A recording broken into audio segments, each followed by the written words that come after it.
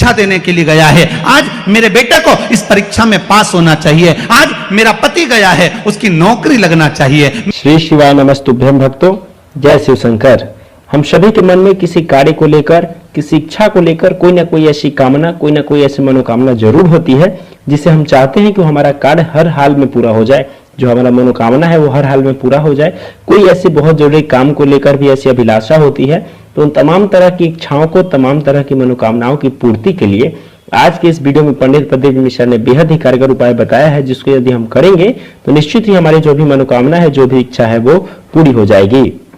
वैसे तो हम लोग शिवलिंग पर बहुत सारी चीजें चढ़ाते हैं, लेकिन आज की इस वीडियो के माध्यम से पंडित प्रदीप मिश्रा स्वयं जिन चीजों के बारे में आपको बता रहे हैं, जो उपाय आपको बता रहे हैं, यदि आप उसको करेंगे, उनके द्वारा बताए गए चीजों को यदि चढ़ाएंगे तो निश्चित ही आपका हर काम सफल होगा, चाहे वो काम कितना भी जरूरी क्यों ना हो, कोई भी मनोकामना कितने भी लंबे समय से अधूरी क्यों ना हो, वो हर चीज पूरी होगी जब आप इस वीडियो में बताए गए उपाय को, पंडित प्रदीप जी मिश्रा द्वारा बताए गए उपाय को करेंगे। तो चलिए बिना देरी किए हुए आज की इस कथा को हम शुरू करते हैं और इस उपाय को सुनते हैं गुरुदेव के ही मुख से। मानव के जीवन में दुख क्या होता है? माहिल्या का चरित्र कभी स्मरण कर देखिए। जब जब जीवन में दुख आया, 8 वर्ष की आयु में शादी हो गई, 21 वर्ष की आयु में विधवा हो गई और थोड़ा ही समय निकला था, बेटे को राज सत्ता पर बिठाया, मालूम पड़े बेटा भी शांत हो गया, अकेली रही। एक बार माता अहिल्या से पूछा गया, पिता ने पूछा पत्र लिखकर, बेटी अहिल्या तुझे अगर चिंता हो इस मालवा के क्षेत्र में जाने पर, तुझे अगर टेंशन हो इस मालवा की भूमि पर, तेरा पुत्र चले गया, तेरा पति चले गया, तेरा ससुर चले गया, तू अकेली बची है अहिल्या, अगर तुझे चिंता हो तो तेरा पिता बैठा है। तब माता अहिल्या ने पत्र लिखकर भेजा, मेरे पिता का भी पिता मेरा महादेव मेरे साथ बैठा है, तुम क्यों चिंता करते हो, मेरा देव महादेव मेरे साथ है। जब माता अहिल्या को इतना भाव था कि मेरा महादेव मेरे साथ है, तो इंदौर वालों चिंता करने की जरूरत नहीं, तुम्हें रत्ती भर की भी, क्या किसको रोइए, चादर तान के सोइए, आग लगे बस्ती में और तुम रहो मस्ती में, अपने को टेंशन वेंशन नहीं करना। 7 दिन की कथा है, घर वालों को कह देना, देख रहे भैया मैं तो चली वृंदावन राणा, मेरे तो भाग जगे, राणा जी तेरे महलों में आग लगे, हमें कोई फालतू टेंशन देना मती। 7 दिन की कथा है। कोई कह रहा था गुरुजी अब इस बीच में शादी ब्याह भी बहुत सारे हैं, तो हमने कहा मना नहीं है, शादी ब्याह बहुत सारे हैं, हमें भी ये देखना है कि तुम्हारी रिश्तेदारी उनसे है कि इनसे है, हमें तो ये देखना। और हम तो पहले भी कहे आपसे, हमारे 2 ही रिश्तेदार,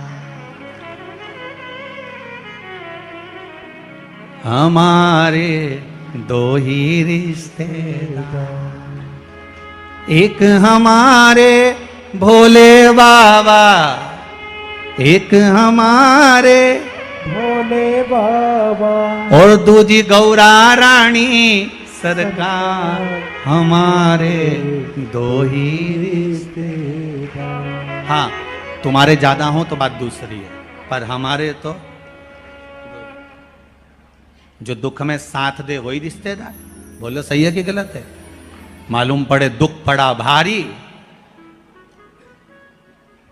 और रिश्तेदार पहले चले गए, मालूम पड़े भाग के गए, अब कौन साथ दे रहा है?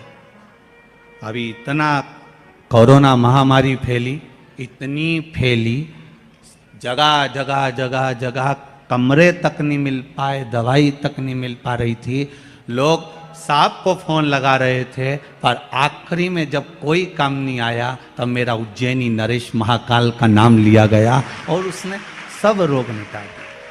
सेवा करने पर आपसे भी निवेदन है, जिस दिन तुम्हारा मन दुखी हो, जिस दिन तुमको लगे कि हमारे मन को आज अशांति है, आज मेरा बड़ा सा कोई काम अटक गया है, मेरा बेटा आज परीक्षा देने के लिए गया है, आज मेरे बेटे को इस परीक्षा में पास होना चाहिए, आज मेरा पति गया है उसकी नौकरी लगना चाहिए, मैं बड़ी दुखी हूं, सब दूर माथा टेक लिया, सारे संसार में होकर आ गए, सबसे जाकर निवेदन कर लिया, जब हार गए तब किसी शंकर के मंदिर में एकांत में बैठ जाना, 1 लोटा पानी चढ़ाकर, 5 बेलपत्र चढ़ाकर, 1 चावल का दाना शिव को समर्पित कर कर एकांत में बैठकर शंकर को निहारते हुए श्री शिवाय नमस्तुभ्यम का जाप करना, अपने दिल की बात उससे कह देना। जब वो एकांत में बैठा हो, कोई नहीं हो मंदिर में, तब तुम बैठना, उससे कहना, आज मेरा पति नौकरी के लिए गया है, मैं जानती हूं कि मैं हो सकता है पाप कर्म करा, पूर्व में क्या क्या करा अपने को क्या मालूम।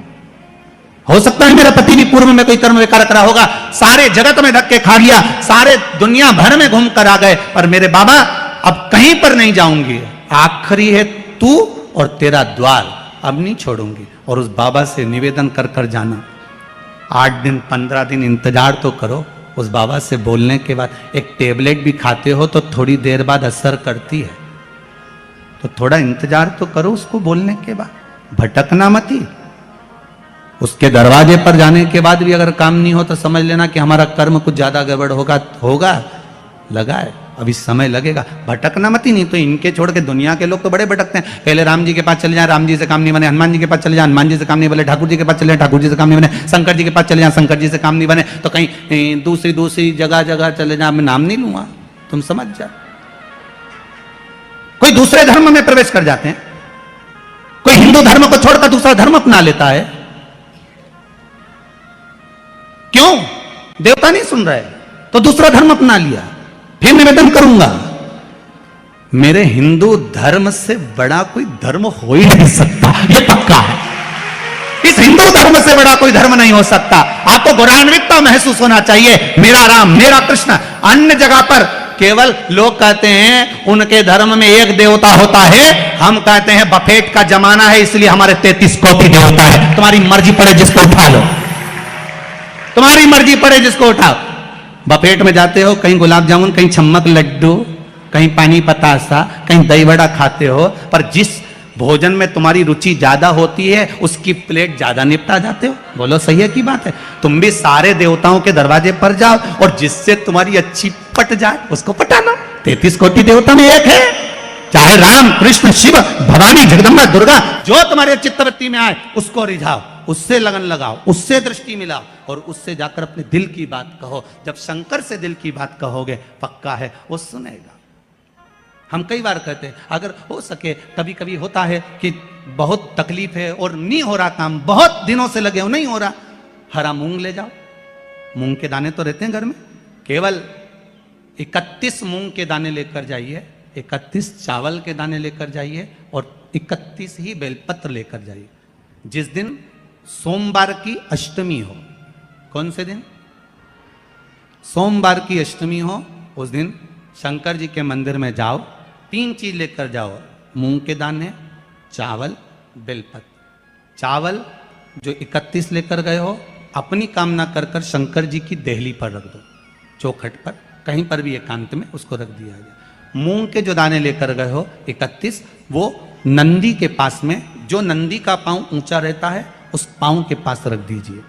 और जो 31 बेलपत्र लेकर गए हो, वो 31 बेलपत्र अशोक सुंदरी वाली जो जगह है, आपको पहले बताया है कथा में, अशोक सुंदरी जी का स्थान